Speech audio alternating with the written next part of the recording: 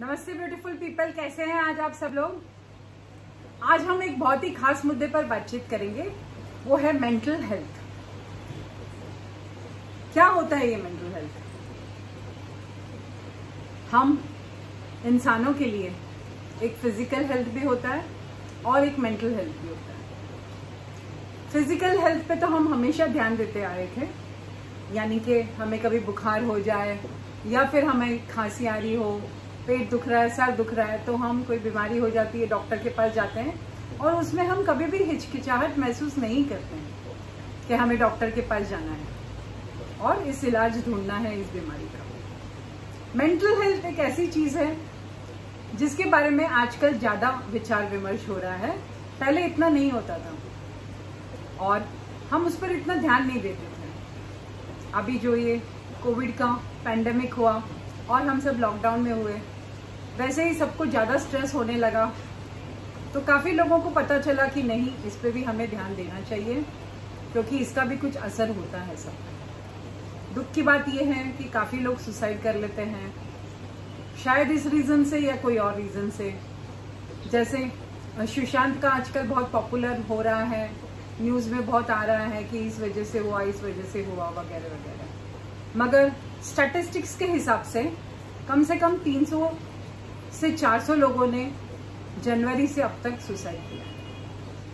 तो क्या रीजन था उनका? कई रीजंस हो सकते हैं, financial, mental, psychological, whatever the reasons were, it is a very very sad state। तो हमें इसके लिए कुछ सोचना चाहिए। इंडिया में दूसरे देशों के मुकाबले अभी भी ये एक सोशल स्टिग्मा है।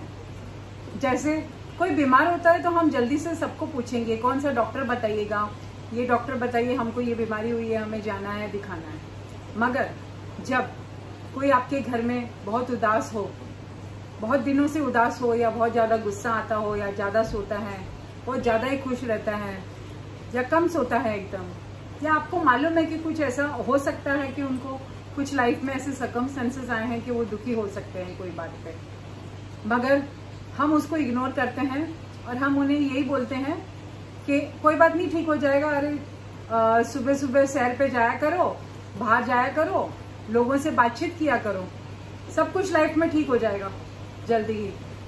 तो हम कभी उनके लिए डॉक्टर नहीं ढूंढते। हम कभी ये नहीं सोचते हैं कि शायद इन्हें भी डॉक्टर की जरूरत होगी। उन्हें कौन सा डॉक्टर चाहिए?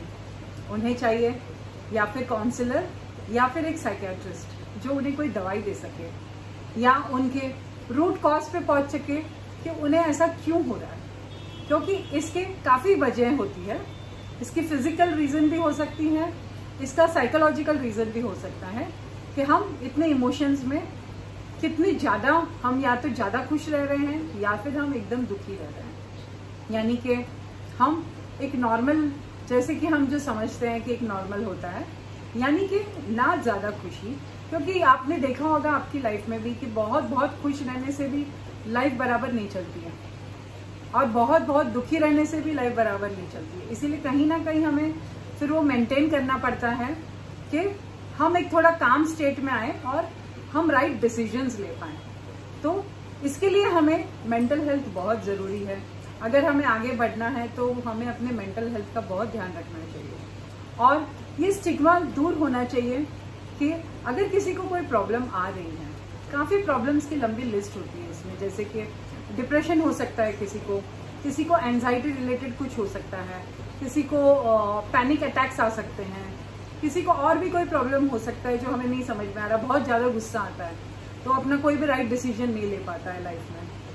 तो ऐसी कई वजह होती हैं जिसकी वजह से हमें ये भी पता नहीं चलता कि उस इंसान को कुछ प्रॉब्लम है कि नहीं। कभी कभी हम रिकॉग्नाइज भी नहीं कर पाते, यानी कि हम पहचान नहीं पाते हैं कि सामने वाले को कुछ प्रॉब्लम है।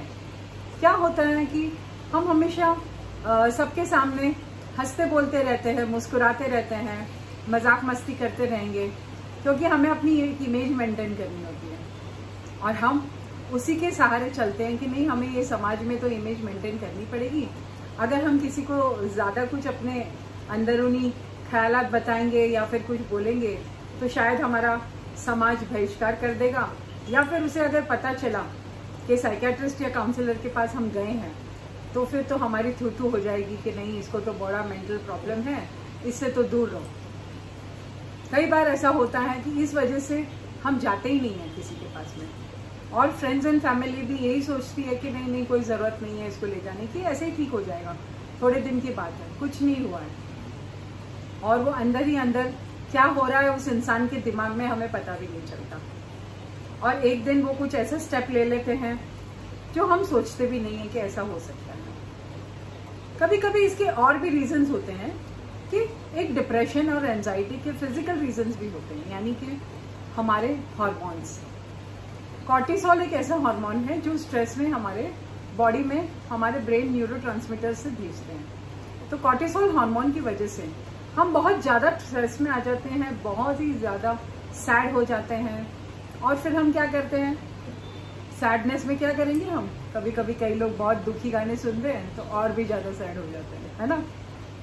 और खुशी बहुत होती है, जैसे कि सेरोटोनिन या फिर डोपामाइन, ऐसे कई कई हार्मोन्स होते हैं जो हमें कभी कभी बहुत खुश करते हैं।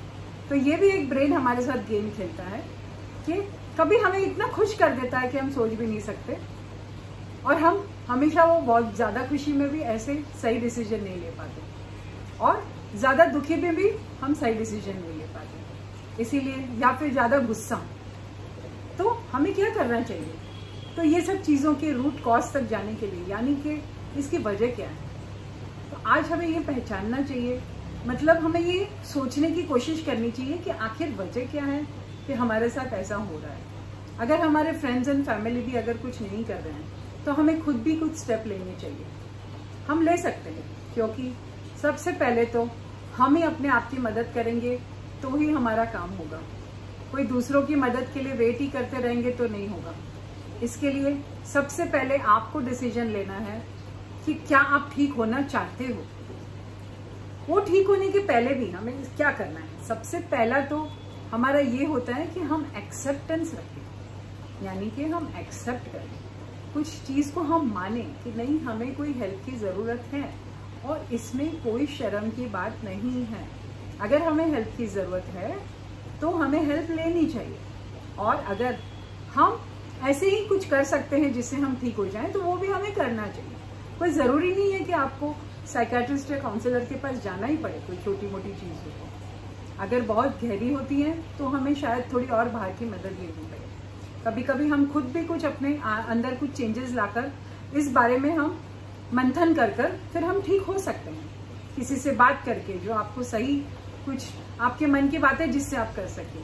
तो मेनली काउंसलर और ये साइकियाट्रिस्ट का ये भी काम होता है कि जो हम किसी को हम बोल नहीं पाते हैं वो हम उनको बोलते हैं, तो वो हमें ज्यादा हेल्प कर सकते हैं। इसीलिए कोई शर्म नहीं है, अगर आपको ऐसा लगे कि आपको जरूरत है जाने की साइकियाट्रिस्ट और काउंसलर के पास, तो नंबर 1 आप एक्सेप्ट कीजिए आपके प्रॉब्लम को।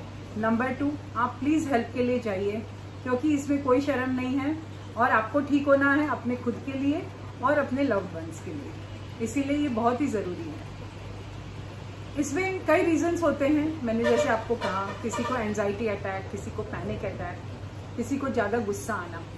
तो आप लोगों को पहले सबसे पहले ये देखना है कि आपके साथ क्या हो रहा है। क्या आपको ज्यादा गुस्सा आ रहा है, या आप स्ट्रेस्ड आउट हो इकोनॉमिक रीजंस की वजह से, ये साइकोलॉजिकल भी हो सकता है, या फिर आपको फिजिकली कोई तकलीफ हो रही है, तो वो भी उसके अंदर एक मैनिफेस्टेशन होता है, यानी जिसको हम बोलते हैं साइकोसोमैटिक डिजीजेस।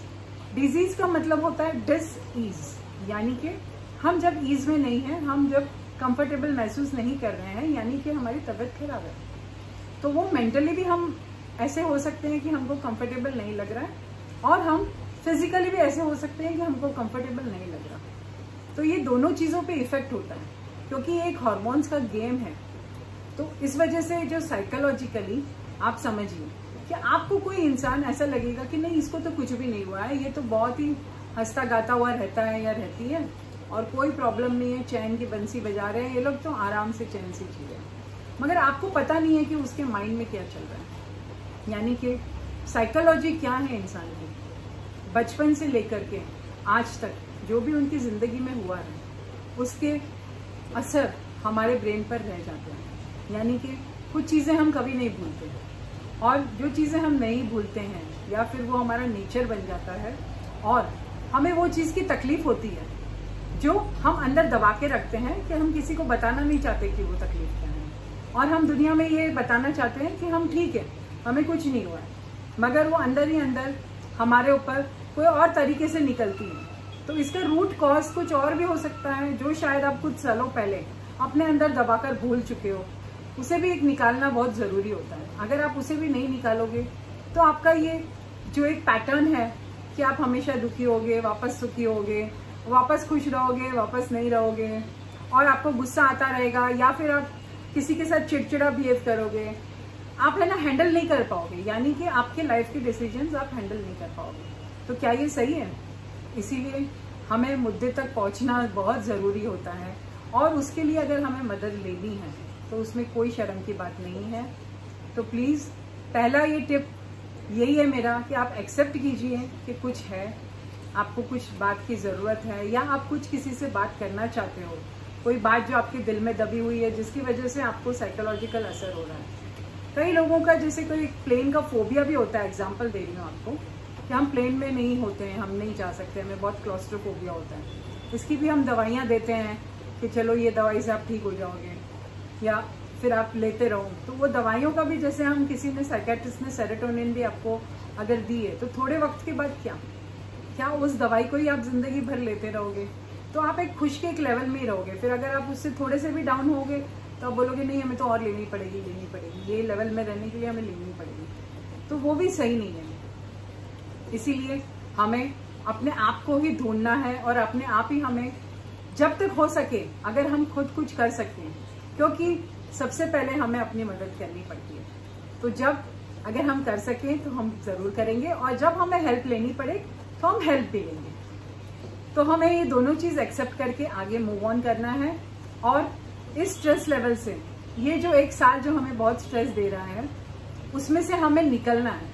मिलजुल के हम जरूर निकलेंगे, और हम फिर से अपने आप को mentally, physically and financially better करेंगे। इसी बात के साथ में आज मैं आपसे विदा लेती हूँ। Thank you very much for listening to me. Be kind to someone today. जय हिंद। Thank you.